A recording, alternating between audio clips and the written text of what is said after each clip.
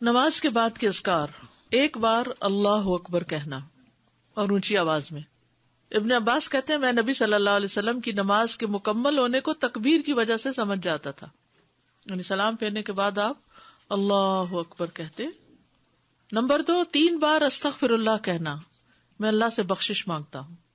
صبان کہتے ہیں کہ رسول اللہ صلی اللہ علیہ وسلم جب اپنی نماز سے فارغ ہوتے تھے تو 3 مرتبہ استغفار فرماتے۔ ولید کہتے ہیں کہ میں نے اوزائی سے پوچھا آپ استغفار کس طرح فرمایا کرتے تھے، تو انہوں نے کہا آپ اس طرح فرماتے استغفر اللہ استغفر اللہ استغفر اللہ۔ اس کی کیا حکمت ہے نماز کے بعد استغفار کرنے کی؟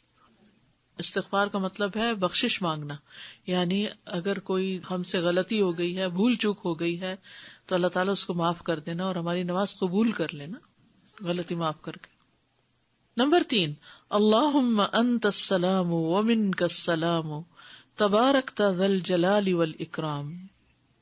استغفار کے بعد صوبان رضی اللہ عنہ کہتے ہیں کہ رسول اللہ صلی اللہ علیہ وسلم جب اپنی نماز سے فارغ ہوتے تو 3 مرتبہ استغفار فرماتے اور یہی پڑھتے اللہم انت السلام آخر تک۔ نمبر 4، لا الہ الا اللہ وحدہ لا شریک لہ لہ الملک ولہ الحمد وہو علی کل شیء قدیر، 3 بار۔ حدیث ہے، مغیرہ بن شعبہ کے کاتب وارد سے مروی ہے کہ معاویہ رضی اللہ عنہ نے مغیرہ کو لکھا کہ کوئی حدیث جو آپ نے رسول اللہ صلی اللہ علیہ وسلم سے سنی ہو وہ مجھے لکھ کر بھیجیں۔ راوی نے بیان کیا کہ پھر مغیرہ رضی اللہ عنہ نے انہیں لکھا کہ میں نے آپ صلی اللہ علیہ وسلم سے سنا ہے آپ اپنی نماز سے فارغ ہونے کے بعد 3 مرتبہ یہ دعا پڑھتے۔ یہ پیغمبروں کی دعا ہے نا جو عرفہ کے دن سب پیغمبروں نے مانگی، لا الہ الا اللہ وحدہ لا شریک لہ لہ الملک ولہ الحمد وہو علی کل شیء قدیر۔ 5ویں دعا ہے لا الہ الا اللہ وحدہ لا شریک لہ لہ الملک ولہ الحمد وہو علی کل شیء قدیر، اللہم لا مانع لما اعطیت ولا معطی لما منعت ولا ينفع ذا الجد۔ ایک روایت میں منک الجد بھی آتا ہے، یہ اگلی روایت ہے، ولا ينفع ذا الجد منک الجد۔ 6ٹھی دعا ہے لا الہ الا اللہ وحدہ لا شریک لہ لہ الملک ولہ الحمد یحیی ویمیت وہو حی لا یموت بیدہ الخیر وہو علی کل شیء قدیر۔ یہ دعا اور کس موقع پہ پڑھی جاتی؟ بازار جاتے ہوئے، کئی لاکھ نیکیوں کا ثواب ہے جو بازار میں یہ دعا پڑھ لے۔ اللہم لا مانع لما اعطیت ولا معطی لما منعت ولا ينفع ذا الجد منک الجد۔ ترجمہ دیکھ رہے ہیں نا آپ سامنے، 3 بار پڑھنا، ٹھیک ہے، یعنی لا الہ الا اللہ وحدہ 3 بار اور پھر اللہم لا مانع۔ 7ویں دعا لا الہ الا اللہ وحدہ لا شریک لہ لہ الملک ولہ الحمد وہو علی کل شیء قدیر، لا حول ولا قوة الا باللہ، لا الہ الا اللہ ولا نعبد الا ایاہ، لہ النعمۃ ولہ الفضل ولہ الثناء الحسن، لا الہ الا اللہ مخلصین لہ الدین ولو کرہ الکافرون۔ اس میں سے کچھ دعائیں ایاک نستعین میں بھی ہیں اور نمازوں کے بعد کے اذکار کا کارڈ بھی موجود ہے الگ سے، اس میں یہ دعائیں ہیں۔ پھر تحلیل کے کلمات، اس کے بعد تسبیحات، 33 بار سبحان اللہ، 33 بار الحمدللہ، 33 بار اللہ اکبر، اور 100 پورا کرنے کے لیے لا الہ الا اللہ وحدہ لا شریک لہ لہ الملک ولہ الحمد وہو علی کل شیء قدیر۔ اب تک سب سے زیادہ دعا کون سی آئی ہے؟ لا الہ الا اللہ۔ سوچئے آپ کتنی دفعہ پڑھتے ہیں نماز کے بعد اس کو؟ 10 دفعہ تو صبح اور شام کے بعد پڑھتے ہیں۔ ابو ہریرہ رضی اللہ عنہ سے روایت ہے کہ جس نے ہر نماز کے بعد 33 مرتبہ سبحان اللہ، 33 مرتبہ الحمدللہ اور 33 مرتبہ اللہ اکبر کہا تو یہ 99 کلمات ہو گئے، اور 100 کا عدد پورا کرنے کے لیے لا الہ الا اللہ وحدہ لا شریک لہ لہ الملک ولہ الحمد وہو علی کل شیء قدیر کہہ لیا تو اس کے سارے گناہ معاف کر دیے جائیں گے، اگرچہ وہ سمندر کی جھاگ برابر ہوں۔ 1.5 منٹ لگتا ہے، 1.25 منٹ لگتے ہیں جس میں آپ یہ سارا عمل کر سکتے ہیں، اور اللہ سبحانہ وتعالیٰ کو وہ عمل زیادہ پسند ہے جو روزانہ کیا جائے، ادومہا، دوام سے کیا جائے، اللہ کہ کوئی مجبوری ہو. اس میں آپ دیکھیے نماز پڑھ لی آپ نے 10 منٹ میں، فرض پڑھ لیے، تو یہ 2 منٹ میں کیا مشکل ہے، 2 سے بھی کم منٹ لگتے ہیں. بعض روایات میں اللہ اکبر 34 بار پڑھنے کا بھی آتا ہے. یہ تسبیحات 10 دفعہ بھی پڑھی جا سکتی ہیں. عبداللہ ابن عمر سے مروی ہے کہ نبی صلی اللہ علیہ وسلم نے فرمایا 2 خصلتیں یا 2 عادتیں ایسی ہیں کہ اگر کوئی مسلمان بندہ ان کی پابندی کر لے تو جنت میں داخل ہوگا. پابندی اور وہ بہت آسان ہے مگر ان پر عمل کرنے والے بہت کم ہیں. ایک یہ ہے کہ ہر نماز کے بعد 10 مرتبہ سبحان اللہ، 10 مرتبہ الحمدللہ اور 10 مرتبہ اللہ اکبر کہے. تو زبان کی ادائیگی کے اعتبار سے 150 بار ہے، یعنی ساری نمازوں میں، مجموعی طور پر 5 نمازوں کے بعد، اور ترازو میں 1500 ہوں گے. اور جب سونے کے لیے اپنے بستر پر آئے تو 34 بار اللہ اکبر، 33 بار الحمدللہ اور 33 بار سبحان اللہ کہے. زبان کی ادائیگی کے اعتبار سے تو یہ 100 ہے، مگر میزان میں یہ تسبیحات 1000 ہوں گی. رات کو جو سوتے ہوئے پڑھے جاتے تسبیحات فاطمہ، سب تھکاوٹ اتارنے کے لیے. یقیناً میں نے رسول اللہ صلی اللہ علیہ وسلم کو دیکھا، آپ انہیں اپنے ہاتھ سے شمار کرتے تھے. صحابہ نے پوچھا اللہ کے رسول یہ کیسے ہے کہ یہ آسان عمل ہے مگر ان پر عمل کرنے والے تھوڑے ہیں؟ آپ نے فرمایا سوتے وقت میں کسی کے پاس شیطان آ جاتا ہے اور پہلے اس سے کہ وہ تسبیح پوری کرے وہ اسے سلا دیتا ہے، اور اسی طرح اس کی نماز میں شیطان آ جاتا ہے اور یہ تسبیحات پڑھنے سے پہلے ہی کوئی کام یاد دلا دیتا ہے. ہوتا تو یہی ہے نا، حقیقت ہے. آپ کو شاید میں نے پہلے بھی بتایا ہو کہ ہاتھ پر تسبیح پڑھنا جو ہے کچھ مشکل نہیں، اور دائیں ہاتھ پہ صرف کیسے پڑھیں گے آپ؟ سبحان اللہ سبحان اللہ سبحان اللہ، اور اوپر سے اب نیچے آ جائیے، سبحان اللہ سبحان اللہ سبحان اللہ سبحان اللہ سبحان اللہ سبحان اللہ، نیچے سے اوپر، اور پھر سبحان اللہ سبحان اللہ سبحان اللہ اوپر سے. تو یہ ہم 2 ہاتھوں پہ الگ الگ پڑھتے ہیں نا، اور بایاں ہاتھ بھی لگاتے ہیں. تو اس سے افضل کیا ہے ایک ہی ہاتھ پر 33 بار پڑھنا. اور جب یہ پورا ایک ہاتھ اوپر نیچے دونوں طرف ہو جائے تو 3 بس مزید پڑھ لینا. آپ کر کے دیکھیے، بہت آسان ہے. شروع میں جب مجھے پتا چلا کہ ایک ہاتھ پہ پڑھنا ہے تو میں تو بڑی پریشان ہوئی کہ میں تو ہر وقت کنفیوز ہی رہوں گی کہ کتنا پڑھا کتنا نہیں. تو پھر میں الحمدللہ عمرے پر گئی ایک بار، تو اس میں مدینہ میں تو مغرب کے بعد جیسے بیٹھ جاتا ہے نا عشاء تک، تو میرے ساتھ ہی کوئی جاپنیز لڑکی تھی یا کوئی کورین یا ایسی کوئی تھی، تو بہت اچھے طریقے سے ادب آداب کے ساتھ اپنے بیٹھی ہوئی ذکر کر رہی تھی. تو پھر اچانک میری نگاہ اس کے ہاتھ پر پڑی تو وہ یہی کر رہی تھی، اوپر سے نیچے نیچے سے اوپر. تو میں نے کہا اوہ اتنا آسان ہے، کیونکہ میں جب ایک ہی ہاتھ پہ 2 دفعہ پڑھتی تو کبھی کہتی پتہ نہیں پڑھا ہے 1 دفعہ پڑھا کہ 2 دفعہ. تو اس طرح اب اتنا آسان ہو گیا اور بڑے سکون سے پڑھا جاتا ہے. جہاں سے مرضی شروع کریں، جیسے آپ کا طریقہ ہے. میرا طریقہ چونکہ یہاں سے شروع کرنے کا تھا تو اس لیے نیچے سے 3 اوپر، تو اوپر سے نیچے 3. بعض لوگ تو 100 کے لیے پتہ نہیں یہ بھی بتاتے یہاں سے ایسے پھر ایسے پھر ایسے پھر ایسے، پھر مجھے جھنجٹ لگتا ہے، کیونکہ انگلیاں بھی مستنطقات ہیں نا، قیامت کے دن بولیں گی. 25 بار تسبیحات پڑھنا، یعنی یہ بھی جائز ہے.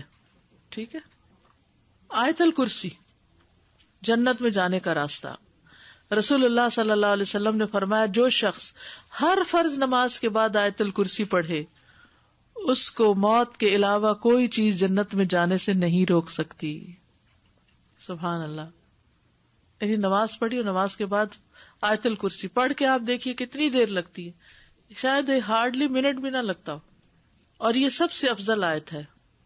ابو ذر غفاری کہتے ہیں کہ میں مسجد حرام میں داخل ہوا اور رسول اللہ صلی اللہ علیہ وسلم کو اکیلے دیکھ کر آپ کے پاس آ کر بیٹھ گیا. میں نے کہا یا رسول اللہ کون سی آیت سب سے افضل ہے جو آپ پر نازل ہوئی؟ آپ نے فرمایا آیت الکرسی. کرسی کے مقابلے میں 7 آسمان اس طرح جیسے بیابان زمین میں کوئی چھلا پڑا ہوا، اور پھر کرسی کے مقابلے میں عرش کا حجم اس طرح ہے جیسے اس چھلے کے مقابلے میں بیابان کا وجود. قرآن کریم میں سب سے عظیم آیت ہے. جو آپ نے ابی ابن کعب سے پوچھا تھا تو انہوں نے جب جواب دیا تو آپ نے فرمایا کہ ابو المنذر تمہیں علم مبارک ہو. اس کے پڑھنے سے ایک محافظ آ جاتا ہے اور شیطان قریب بھی نہیں پٹکتا. جنات سے بچانے والی آیت ہے یہ. وہ آیت جو سورۃ البقرہ میں ہے، اسے کوئی شام کو پڑھے گا تو صبح تک پناہ میں رہے گا، جو صبح پڑھے گا شام تک ہم سے پناہ میں رہے گا، یعنی جنات سے. معوذات، سورۃ الاخلاص، سورۃ الفلق، سورۃ الناس، یہ بھی ایک ایک بار پڑھنا ہوتی ہے نماز کے اذکار میں. عقبہ بن عامر کہتے ہیں کہ رسول اللہ صلی اللہ علیہ وسلم نے مجھے حکم دیا تھا کہ میں ہر نماز کے بعد معوذات پڑھا کروں. ہر نماز کے بعد معوذات پڑھا کروں. معوذات کی فضیلت کیا ہے؟ ان کی مثل پچھلی کتب میں کوئی صورت نہیں. یہ اتنی افضل صورتیں ہیں. رسول اللہ صلی اللہ علیہ وسلم نے فرمایا، اے عقبہ بن عامر، کیا میں تمہیں ایسی صورتیں نہ سکھاؤں جو نہ تورات میں نازل ہوئی، نہ زبور میں، اور نہ انجیل میں، اور نہ ان جیسی فرقان میں ہے؟ تم پر ایک رات بھی ایسی نہ آئے کہ تم ان کو نہ پڑھو. جسے ہم کہتے ہیں نا ایک دن بھی نہ آئے، تو ایسے عربی میں کہتے ہیں ایک رات بھی نہ گزرے. رسول اللہ صلی اللہ علیہ وسلم نے فرمایا، تم نہیں دیکھتے کہ آج کی رات ایسی آیات اتری ہیں کہ ان کی طرح کبھی دیکھی نہیں گئی، اور وہ ہیں قل اعوذ برب الفلق اور قل اعوذ برب الناس. انتہائی بلیغ صورتیں ہیں. سب سے افضل تعوذ ہے یہ. پہلے نبی صلی اللہ علیہ وسلم اور کلمات پڑھتے تھے، جب یہ صورتیں نازل ہوئی تو اور ذکر چھوڑ کر انہی کو پڑھنے لگے. نظر بد سے کفایت کرنے والے کلمات ہیں، یعنی اگر کسی کو ڈر ہو کہ اس کو نظر لگے گی یا لگ چکی ہو تو اس کے علاج کے لیے بھی. ابو سعید سے روایت ہے، کہتے ہیں کہ رسول اللہ صلی اللہ علیہ وسلم جنوں اور انسانوں کی نظر بد سے پناہ مانگتے تھے، حتیٰ کہ معوذتین نازل ہوئی. پھر جب معوذتین نازل ہوئی تو آپ نے ان کو لازم پکڑ لیا اور ان کے سوا دوسروں کو ترک کر دیا. نمبر 11، رب اعنی علی ذکرک و شکرک و حسن عبادتک. معاذ بن جبل کہتے ہیں کہ رسول اللہ صلی اللہ علیہ وسلم نے میرا ہاتھ پکڑا اور فرمایا، میں تم سے محبت رکھتا ہوں اے معاذ. میں نے عرض کیا، میں بھی آپ سے محبت کرتا ہوں یا رسول اللہ. تو رسول اللہ صلی اللہ علیہ وسلم نے فرمایا، تم پابندی سے ہر نماز میں یہ دعا مانگا کرو، رب اعنی علی ذکرک و شکرک و حسن عبادتک. اور آپ نے یہ ان کو وصیت کی تھی کہ کبھی نہ چھوڑنا اس کو. نمبر 12، رب قنی عذابک یوم تبعث عبادک. اے رب مجھے اس دن کے عذاب سے بچانا جس دن تو اپنے بندوں کو اٹھائے گا. پھر ہے نمبر 13، اللہم انی اعوذ بک من الکفر والفقر وعذاب القبر. کفر، فقر اور عذاب قبر سے تیری پناہ میں آتا ہوں اے اللہ. پھر اللہم اغفر لی ما قدمت وما اخرت وما اسررت وما اعلنت وما اسرفت وما انت اعلم به منی انت المقدم وانت المؤخر لا الہ الا انت. یہ اگلے پچھلے ظاہری باطنی سب گناہوں کی معافی کا اعلان ہے اس میں. پھر 15 نمبر پہ سبحانک اللہم وبحمدک استغفرک واتوب الیک. اچھے عمل پہ مہر لگانے والے کلمات ہیں یہ. یعنی جو شخص کسی مجلس میں بیٹھے پھر اس سے کچھ غلط باتیں ہو جائیں تو جب یہ کلمات آخر میں پڑھے گا تو وہ معاف ہو جائیں گے، کفارہ ہو جائے گی اس مجلس کا. نمبر 16، رب اغفر لی وتب علی انک انت التواب الغفور. ایک انصاری صحابی کہتے کہ میں نے رسول اللہ صلی اللہ علیہ وسلم کو نماز کے بعد یہ دعا 100 دفعہ پڑھتے ہوئے سنا، رب اغفر لی وتب علی انک انت التواب الغفور. پھر اللہم انی اعوذ بک من الجبن واعوذ بک ان ارد الی ارذل الامور واعوذ بک من فتنۃ الدنیا واعوذ بک من عذاب القبر. پھر ہے اللہم اغفر لی وارحمنی واہدنی وارزقنی. استاذہ ان ساری دعاؤں کو آرڈر میں پڑھنا ضروری ہے یا کسی بھی آرڈر؟ یہ تو لکھنے کی ترتیب ہے، لیکن شروع کے جو ہے نا اللہ اکبر استغفر اللہ استغفر اللہ استغفر اللہ اللہم انت السلام منک السلام، یہ آرڈر میں تینوں پڑھنا ہے. ٹھیک ہے. اس کے بعد آپ آیت الکرسی پڑھیں یا تسبیحات پڑھیں یا پھر جو بھی دعا چاہیں پڑھیں. ان میں سے یہ ہے کہ ایک پوسٹر بھی بنایا گیا تھا اور ایک انشاءاللہ یہاں بھی میں چاہ رہی تھی کہ چھپوا کے دے دیں. اس میں یہ ساری تو نہیں آ سکیں گی لیکن موٹی موٹی دعائیں جو ہیں وہ آ جائیں گی. تو میں نے تو جو اپنا قرآن مجید ہے وہ ایک پرنٹ آؤٹ سا نکال کے ان دعاؤں کا قرآن مجید کے جو جسے دیکھ کے پڑھتے ہیں نماز میں اس کے اندر نشانی کے طور پہ اس کو رکھا ہوا پلاسٹک میں ڈال کے. تو جب میں نماز شروع کرتی ہوں تو اس کو نکال کے سائڈ پہ رکھ لیتی ہوں. جب نماز ختم کرتی ہوں تو پھر جو یاد ہیں اور جو نہیں پوری طرح یاد، ان کو جو یاد ہے بس ہنٹ دیکھتی جاتی ہوں اور پڑھتی جاتی ہوں. جو نہیں یاد ان کو دیکھ کے پڑھ لیتی ہوں. تو اس سے کیا فائدہ ہوتا ہے کہ اس طرح پڑھی جاتی ہیں، ورنہ تو وہ بھی بھول جاتا کون کون سی تھی. یا تو بچپن میں یہ سب سیکھ لیتے نا پھر مشکل نہیں. جیسے نماز ہم نے اول سے آخر سیکھی ہوئی ہے نا تو وہ ایک گاڑی دوڑ پڑتی ہے. لیکن یہ دعائیں تو ہم نے بڑے ہو کر ہی سیکھی ہیں نا، اور کچھ نئی نئی پھر پتہ چل جاتی ہے تو وہ ایڈ ہو جاتی ہیں. تو اس طرح بھی آپ آسانی سے رکھ سکتے ہیں تاکہ یاد رہے، یا آپ کہیں سائڈ پر پیسٹ کر دیں اور آپ پڑھتے رہیں، جب دعا بھول جائے تو ذرا سا ایک نظر ریمائنڈر کے لیے دیکھ لیں، کسی وال پہ لگا دیں، کپبورڈ پہ قریب ہی جہاں آپ نماز پڑھتے ہو. دور کہیں چلے گی تو پھر رہ جائے گی. بک سٹور سے بڑا سا پوسٹر بھی ملتا ہے، اگر کسی کے گھر میں ایسی وال ہے جس پہ فل سائز پوسٹر آ جائے تو وہ بھی لگایا جا سکتا ہے، لیکن چھوٹے انشاءاللہ ہم چھپوا رہے ہیں تو وہ بھی آپ کو دے دیں گے. اردو انگلش ترجمے والے کارڈز کچھ موجود ہیں، اگر آپ وہ لے لینا، کیونکہ ہر وقت کتاب نہیں ساتھ اٹھائی جا سکتی. آپ کے بیگ میں ہو رکھا ہوا، کہیں بھی آپ سفر پر بھی ہیں، کہیں بھی ہو، نماز کے بعد بیگ سے نکال کے پڑھ لیتے ہیں. الہدا کی ایپ پر بھی ہیں، اس پہ ڈاؤن لوڈ کر لیں.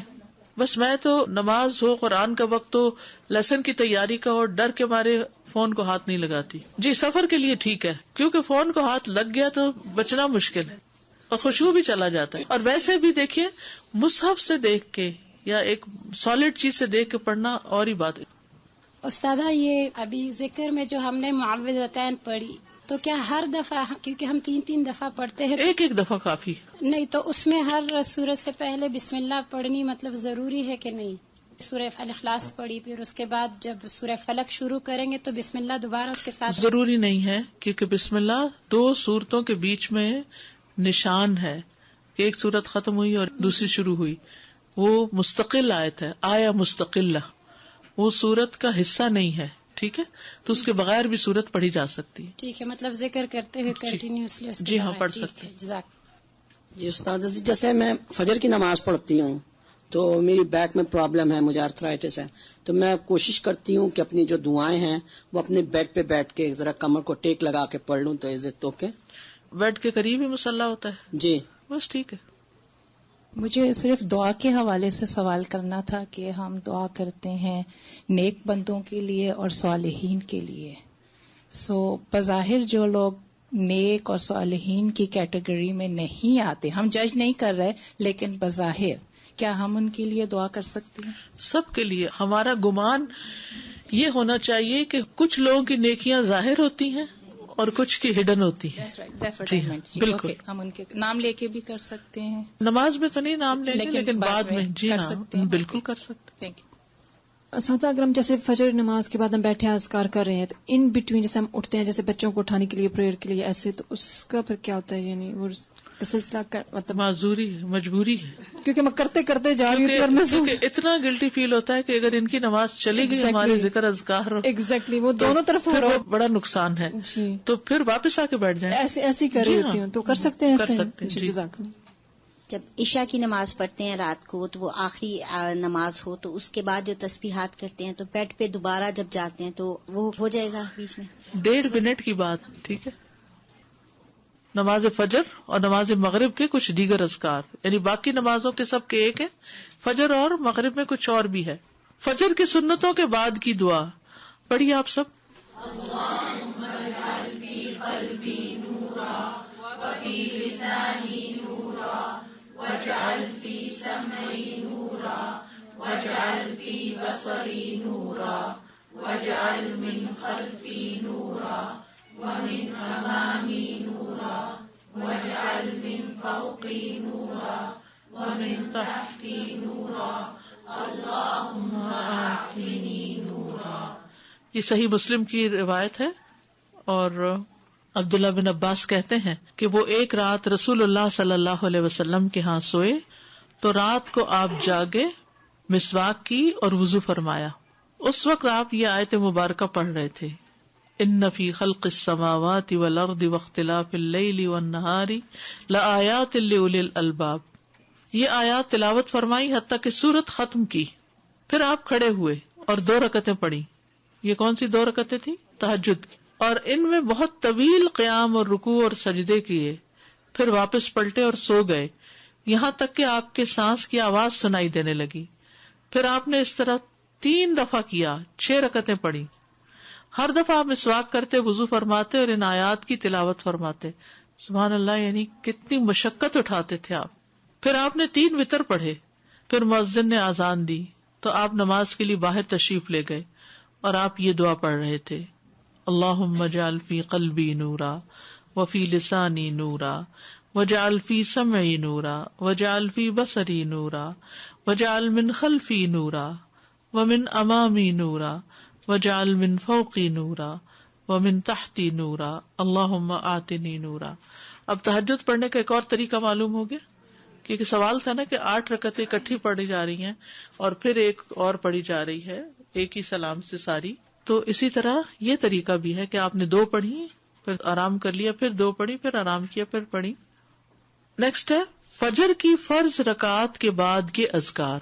فجر کی فرض رکعات کے بعد کے اذکار، سبحان اللہ 100 بار، لا الہ الا اللہ 100 بار، ٹھیک ہے. 100 دفعہ والے 2 اذکار. ابو ہریرہ کہتے ہیں کہ رسول اللہ صلی اللہ علیہ وسلم نے فرمایا جو صبح کی نماز کے بعد 100 دفعہ سبحان اللہ اور 100 دفعہ لا الہ الا اللہ پڑھے اس کے گناہ معاف ہو جائیں گے اگرچہ وہ سمندر کی جھاگ کے برابر ہوں. یہ کب پڑھنے؟ فجر کے بعد. نمبر 2 پڑھیے اس کو.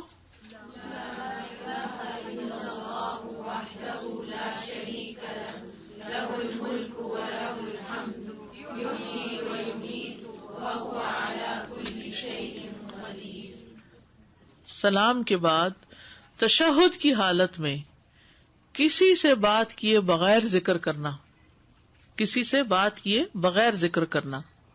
ابو ذر سے مروی ہے کہ رسول اللہ صلی اللہ علیہ وسلم نے فرمایا جو شخص فجر کی نماز کے بعد نماز میں تشہد میں بیٹھنے کی طرح اپنی ٹانگ کو دوہرا کیے ہوئے ہو اور کسی سے بات کیے بغیر 10 مرتبہ لا الہ الا اللہ وحدہ لا شریک لہ لہ الملک ولہ الحمد یحیی ویمیت وہو علی کل شیء قدیر پڑھے گا، اس کے لیے 10 نیکیاں لکھ دی جائیں گی، اس کے 10 گناہ معاف کر دیے جائیں گے، اس کے 10 درجات بلند کر دیے جائیں گے، اور وہ اس دن ہر برائی سے محفوظ رہے گا اور اسے شیطان کی پہنچ سے دور کر دیا جائے گا، اور اس دن اللہ کے ساتھ شرک کے علاوہ کوئی گناہ اس لائق نہیں کہ اس کو پکڑ میں مبتلا کر دے. لا علمی جو ہے، نہ علم ہونا جو ہے کتنا نقصان دہ. کتنی دیر لگے گی اس طرح 10 دفعہ پڑھنے میں؟ لیکن شرط یہ ہے کہ نہ وضو ٹوٹا ہو، نہ آپ اٹھے ہو، نہ بات کی ہو، جدھر بیٹھے ہیں ادھر ہی ٹانگ موڑے ہوئے، یعنی کسی گناہ پہ پکڑ نہیں ہوگی. شرک کیا تو پکڑ ہوگی، یہ مطلب ہے. مغرب کی نماز کے بعد کا ذکر لا الہ الا اللہ وحدہ لا شریک لہ لہ الملک ولہ الحمد یحیی ویمیت وہو علی کل شیء قدیر. سلام کے بعد تشہد کی حالت میں ذکر کرنا.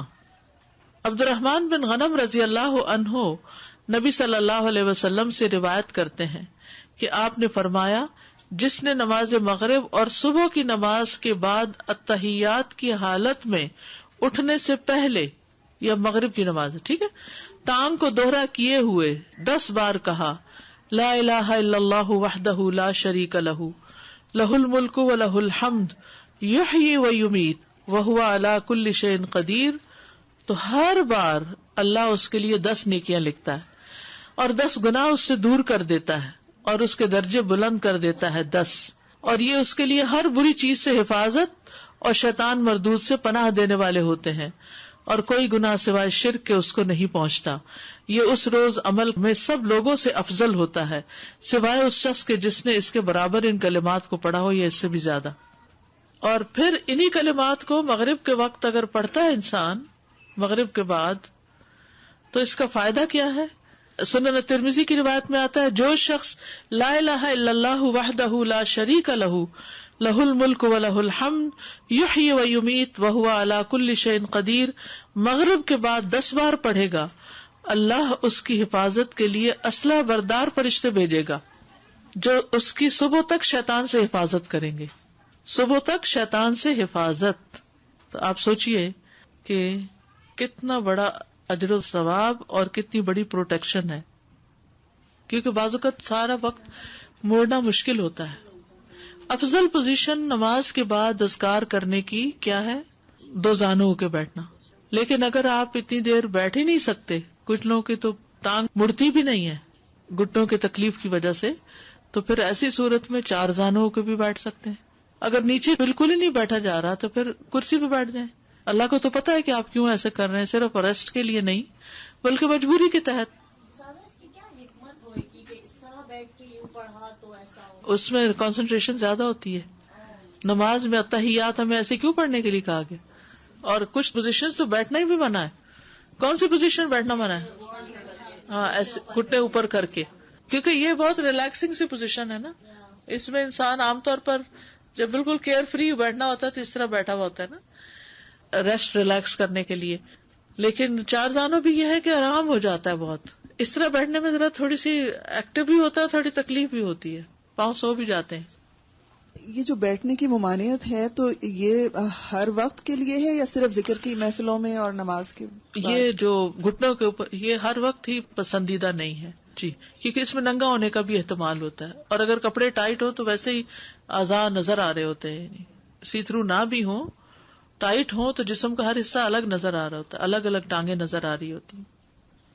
فرض نماز کے بعد جو ہماری ترتیب تھی اللہ اکبر اور استغفر اللہ، تو یہ ہم لا الہ الا اللہ جو پڑھیں گے اس کے بعد پڑھیں گے؟ اس کے بعد پڑھیں گے. استاد ایک کوشچن تھا کہ آپ صلی اللہ علیہ وسلم سنت کے بعد فجر کی سیدھی کروٹ لیٹا کرتے تھے، یہ پہلے پڑھا تھا نماز. جی ہاں، ایسا سنت؟ جی جی بالکل. جزاک اللہ خیر. میرا سوال، فرض نماز میں جو تیسری اور چوتھی رکعت میں ہم سورہ فاتحہ پڑھتے ہیں، اس کے بعد قرات آپ نے بتایا کہ سنتوں میں بھی ایسے ہی کرتے ہیں؟ جی سنتوں میں بھی ایسے ہی کرتے، قرات پڑھتے ہیں. قرات پڑھتے ہیں، لیکن اگر کبھی بھول جائیں، ہوتا ہے نا کبھی انسان بھول جائے تو نماز ہو جاتی ہے. استاد ہمیں سکھایا ہی نہیں. کبھی سنتوں کے بعد نہیں پڑھی آپ نے قرات؟ اوکے اب کر لیا کر، اب کریں گے انشاءاللہ. استاذہ یہ میرا کافی عرصے سے کوشچن تھا کہ ابھی بھی ہم نے تشہد کی حالت میں نا یہ پڑھا فتنہ تو مسیح الدجال سے بچنے کی دعا ہے. تو انسان کو ہوتا ہے کہ اتنی دیر تک میں نے کہاں زندہ رہنا ہے. تو یہ تھا میرا کوشچن، یہ کب سے تھا کہ میں نے کہیں سنا تھا آپ کے لیکچر میں کہ قبر میں بھی اس کا سوال کیا جائے گا، اتنا بڑا یہ فتنہ ہے. قبر کا جو وہ نا کہ فتنہ ہے مسیح الدجال کے قریب قریب ہے. وہ قبر کا جو فتنہ ہے، فتنۃ القبر آتا ہے نا دعاؤں میں، اللہم انی اعوذ بک من فتنۃ القبر ومن عذاب القبر. تو فتنۃ القبر کیا؟ قبر کا امتحان، سوالات. تو وہ اتنی سختی سے ہوں گے کہ وہ مسیح الدجال کے فتنے سے قریب تر ہے. وہ فتنہ بھی قبروں میں انسان آزمایا جائے گا. استاذہ جب یہ ساری باتوں کی نالج آ جاتی ہے اور روز پڑھتے ہیں تو ایسا لگتا ہے جیسے کبھی کبھی آپ اوور ویلمڈ ہو جاتے ہیں کہ یہ میں کیسے کروں گی، because you know life is so busy here. جیسے پہلے آپ صلی اللہ علیہ وسلم آئی مین ہم اپنی ان مصروفیات کو ختم کریں یا کم کریں جن کی ضرورت نہیں ہے. کچھ تو ہماری ضروریات ہے نا، کھانا پینا پکانا، کپڑے دھونا، گھر صاف کرنا، یہ تو ہے. لیکن کچھ چیزیں ہم نے ایکسٹرا ڈالی ہوئی ہیں، ان چیزوں کو کٹ کرنے کی ضرورت ہے اور آخرت کے لیے فوکس ہونے کی ضرورت ہے. آخر نبی صلی اللہ علیہ وسلم یہ کرتے تھے تو تبھی نا. اور پھر یہ ہے کہ ہر روز ساری چیزیں کرنے کی نہیں ہے، کچھ چیزیں تو لازمی کر لینی چاہیے جن کی پابندی لازم ہے. کچھ چیزیں کبھی ایک دن ایک چیز دوسرے دن دوسری، ایسے بھی کیا جا سکتا ہے. جیسے ایک دن 33 دفعہ سبحان اللہ پڑھا، تو اگر دوسرے دن 10 دفعہ بھی پڑھا اور تیسرے دن 25 دفعہ بھی پڑھا تو اس سے کیا ہوگا؟ اب سبحان اللہ بحمدہ 100 دفعہ کبھی پڑھ لیا اور کبھی سبحان اللہ لا الہ الا اللہ 100 دفعہ پڑھ لیا، تو یہ ساری سنتیں بھی اس طرح زندہ ہو جائیں گی. اور ورائٹی رہنے سے توجہ زیادہ ہوتی ہے. اس میں طریقہ یہ ہے پابندی کا، کوئی چیز کہیں لکھ کے رکھ لیں، کوئی ریمائنڈر کہیں ڈال لیں، کوئی ریمائنڈر کہیں ڈال لیں. پھر آپ دیکھیں گے شروع میں ہر چیز مشکل ہوگی، اوور ویلم ہوں گے، لیکن کرتے کرتے کرتے یہ آپ کی عادت بن جائے گی کہ اس کے بغیر چین بھی نہیں آئے گا. یہ خاتون بہت زور سے نماز پڑھتی ہے اپنے 7-8 سال کے بچے کو سکھانے کے لیے، ساری نمازیں ہی. Is it right? کب تک وہ اس طرح کریں گی؟ I don't know. انہوں نے مجھ سے پوچھا میں صحیح کرتی ہوں، میں نے کہا میں پوچھ کے بتاؤں گی. انہیں کہیں کہ بس ایک نماز جیسے سکھا لیں اور نماز کے علاوہ بھی بیٹھ کے سکھائیں بچے کو، نفل نماز کر لیں ایسے. اوکے. سبحانک اللہم و بحمدک اشہد ان لا الہ الا انت استغفرک و اتوب الیک. السلام علیکم و رحمۃ اللہ وبرکاتہ.